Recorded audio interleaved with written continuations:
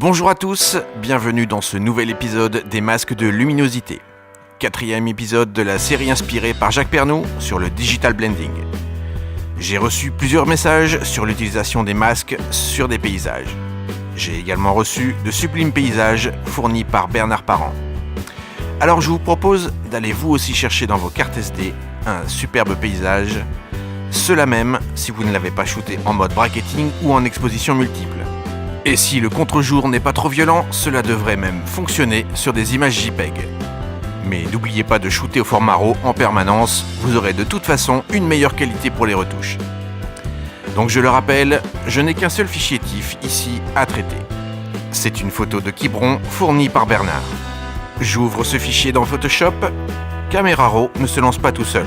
Ce fichier a déjà été certainement développé, mais ce n'est pas grave. J'ai donc mon calque. Je le duplique, donc soit je déplace mon calque sur l'icône Nouveau calque, soit j'utilise le raccourci CTRL-J. Je renomme clair en bas et je le renomme sombre en haut. Je désactive temporairement sombre, je ne vais pas travailler dessus tout de suite. Et là, sur ce calque clair, je vais faire un développement volontairement bien exposé sur les pierres. Donc je sélectionne le calque clair et je lance mon filtre Camera Raw. Là, je vais pouvoir pousser l'exposition à +2. +2 indices de luminosité, +2 diaph, +2 stop, c'est comme vous voulez. Et cela même si mon tirage devient surexposé. C'est mon premier développement et je veux récupérer la belle texture des pierres. Donc voilà, +2 pour l'exposition, c'est bien lumineux, j'ai une belle texture. Je lance maintenant mon action Luminomask. C'est une action gratuite et si vous ne l'avez pas, vous trouverez le lien sous la vidéo. Donc je vérifie bien que je n'ai pas réactivé mon calque sombre et je lance mon action qui va les calculer à partir du calque clair. Voilà, c'est parti.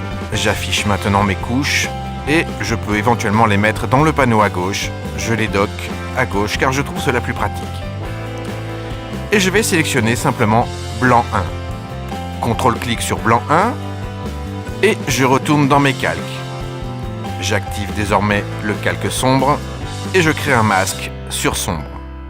Comme vous voyez, le masque se crée automatiquement à partir du masque de luminosité blanc 1. Et c'est magique, j'ai maintenant une image bien belle qui récupère un beau détail dans les ombres.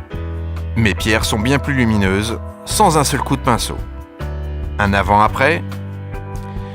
Vous l'avez compris, le masque de luminosité met définitivement hors course le développement classique avec la brosse pour éclaircir des zones sombres. Alors je pourrais m'arrêter ici, mais je vais vous montrer comment aller plus loin. Je vais me servir des couleurs existantes. Vous notez un brun pour les pierres et un beau bleu pour le ciel et la mer, en opposition. Je vais essayer de les accentuer un petit peu. Je vais rajouter du bleu sur le ciel et la mer. Je vais prendre blanc 2 et je vais créer un calque de réglage couleur unie. Donc CTRL-clic sur blanc 2 et calque de réglage couleur unie. Je choisis un beau bleu et donc tout ce qui est lumineux dans ce masque va recevoir du bleu.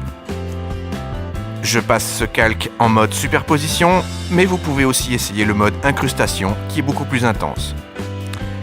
Je règle l'opacité à 20% et je le renomme bleu. Je vais faire la même chose ce coup-ci avec noir 2, mais ce coup-ci, je vais rajouter du orange. Comme vous le voyez, sur noir 2, les pierres sont bien démarquées de la mer, et c'est parfait car j'ai aussi un petit peu de sable. Et là, je vais faire la même chose. Je sélectionne le masque noir 2, CTRL-clic, et je crée un calque de réglage couleur unie. Je vais ce coup-ci choisir un bel orange vif. Je vais le placer en mode incrustation, et je vais baisser la luminosité entre 40 et 50%. C'est à vous de voir. Voilà. J'ai maintenant une image avec des couleurs un peu plus contrastées. Là encore, je pourrais m'arrêter ici, mais je vous propose d'aller encore plus loin avec un passage au noir et blanc. Et vous allez voir, le noir et blanc n'aura jamais été aussi facile. Alors je crée maintenant mon calque réglage noir et blanc.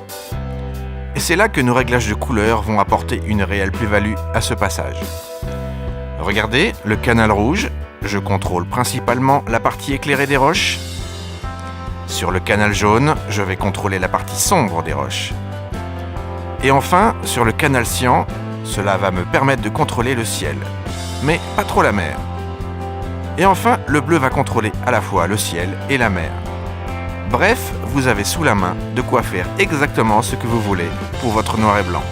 C'est une palette complète qui s'offre à vous et un contrôle complet. Mais je ne m'arrête pas là, je veux encore peaufiner cette magnifique écume qui me paraît un peu terne. Alors je retourne dans mes masques de luminosité et je vais chercher une belle écume blanche. Blanc 1 est beaucoup trop blanc, blanc 2, blanc 3, j'ai encore trop de mer, et blanc 4, voilà.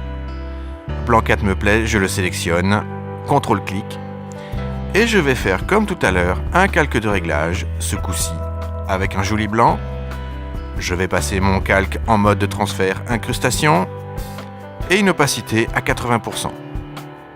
Mon écume est rehaussée, mes nuages aussi, cela ne m'intéresse pas, alors je prends une brosse noire, opacité 100%, je sélectionne mon masque et je peins en noir allègrement sur le ciel. Et zou, ce nouveau calque de réglage va rehausser l'écume sans toucher au reste. Un avant-après, et pour finir, je vais placer mes calques de réglage dans un dossier, je les sélectionne un par un, Shift-clic sur chaque calque, et enfin CTRL-G, G pour groupe, c'est toujours facile à retenir, et je peux ainsi admirer l'avant et l'après de tous mes réglages. Voilà, ce tuto est terminé, j'espère vous avoir donné des idées pour redévelopper vos meilleurs clichés, pourquoi pas récupérer des contre-jours, ou alors donner un léger look à vos images, ou avoir un meilleur contrôle pour un passage vers le noir et blanc.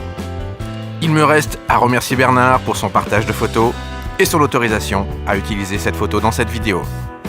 Et comme c'est vous qui faites la chaîne, envoyez-moi vos clichés à l'adresse vince@photolearn.fr ou alors vous pouvez les poster sur la page Facebook pour exposer publiquement vos travaux. Inscrivez-vous pour ne rater aucun épisode. À vos souris, à vos masques de luminosité et surtout bon Photoshop.